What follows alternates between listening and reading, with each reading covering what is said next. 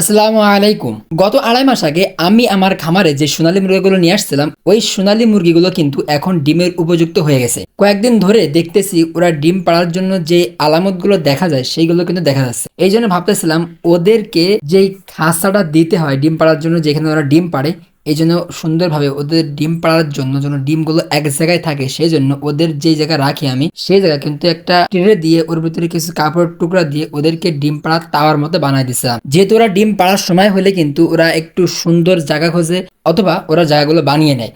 তো যেহেতু আমার খামারে পুষ্ট হচ্ছে, এক জায়গায় থাকে ওরা, এই জন্য ওদেরকে ট্রে দিয়ে সুন্দরভাবে খাঁচা বানিয়ে দেওয়ার চেষ্টা করতেছিলাম যাতে ওরা ওইখানে ডিম পাড়তে পারে। কিছুদিন আগে যে বুডিং গুলো দিয়েছিলাম উপর দিয়ে এবং নিচ দিয়ে, মোট 3টা বুডিং চলতেছিল, সেটা আপনাদের ভিডিওর মাধ্যমে দেখাইছি আমি। তো ওই বুডিং এর যে কাজগুলো আছে সেগুলো কিন্তু এখনো শেষ হয়নি, যেহেতু আর কিছুদিন পরে ইনশাল্লাহ আমার আরো কিছু কোয়েল পাখির বাচ্চা বের হবে।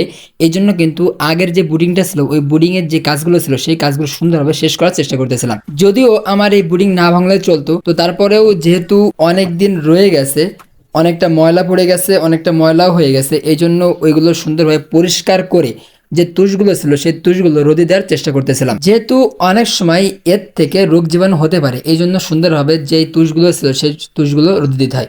আর আপনারা যারা এই কাজগুলো করবেন তো অবশ্যই চেষ্টা করবেন যেন অল্প দিন পর পরই এই তুষগুলো রোদে দেওয়ার বা চেঞ্জ করে দেওয়ার চেষ্টা করবেন। তাহলে অনেক সময় হয় কি, যে রোগগুলো ছড়ানোর আশঙ্কা থাকে সেই রোগগুলো কিন্তু অনেকটাই কম হয়। আর যত যত্নবান হবেন আপনি আপনার খামারে, আমার মনে হয় তত তার থেকে লাভবান হতে পারবেন। এতদিন আমি আমার খামারে কাজ করে এতটুকু বুঝতে পারছি, যদি কেউ তার খামারে যত সময় দিবে, যত যত্নবান হবে, ততই কিন্তু তার খামারটা আশা করি অনেকটাই লাভবান হবে এবং তার থেকে কিন্তু প্রফিটটা অনেক ভালো পাবে। এই জন্য আপনারা সবসময় চেষ্টা করবেন আপনাদের খামারে যে পশু পাখিগুলো আছে সেই পশু পাখিগুলোর আপনাদের মতো করে সুন্দরভাবে যত্ন নেওয়া। একবার কিন্তু যদি খামারে রোগ বালাই ছড়াইতে থাকে তাহলে কিন্তু অনেক সময় দেখা যায় যে অনেক পশু পাখির কিন্তু ক্ষয়ক্ষতি হয়ে যায়। তো এদিকে অবশ্যই খেয়াল রাখবেন। তো আর একটা সুসংবাদ বা মজার বিষয় যেটাই বলেন না কেন, সেটা হলো আমার কোয়েল পাখির প্রথম যে বাচ্চাগুলো আমার নিজের ইনকিউবেটরে দিয়েছিলাম, ওই ইনকিউবেটর থেকে যে প্রথম বাচ্চাগুলো বের হয়েছিল ওই বাচ্চারা কিন্তু গতকাল থেকে কিন্তু ওরা ডিম পাড়া শুরু করছে। যদি আমি গতকাল দেখছিলাম না, এটা আমার আম্মু দেখছিল, আমাকে বলছিল যে তোর নতুন যে কোয়েল পাখির বাচ্চাগুলো ফুটছিল সেগুলো কিন্তু ডিম পাড়া শুরু হয়ে গেছে। তো কাজ শেষে করে আমি দেখতেছিলাম যে সে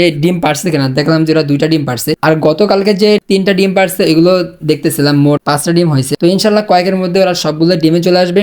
আর ওর থেকে যে পুরুষ পাখিগুলো ছিল ওইগুলো কিন্তু আমি ছাড়াই করে দিয়েছি, এই জন্য অনেকটাই কমে গেছে। তো আলহামদুলিল্লাহ, আল্লাহ তাআলা অশেষ রহমত যে আমার ইনকিউবেটর থেকে প্রথম কোয়েলের বাচ্চাগুলো কিন্তু ডিমে চলে আসছে। তো আপনারা সবাই আমার এই ছোট্ট খামারের জন্য অনেক অনেক দোয়া করবেন। আর আমার মতো আপনারা যারা খামার করেন তো অবশ্যই খামারে অনেক অনেক যত্নবান হবেন, তাহলে দেখবেন ইনশাল্লাহ খামার থেকে কিন্তু একটা ভালো প্রফিটের আশা করতে পারবেন।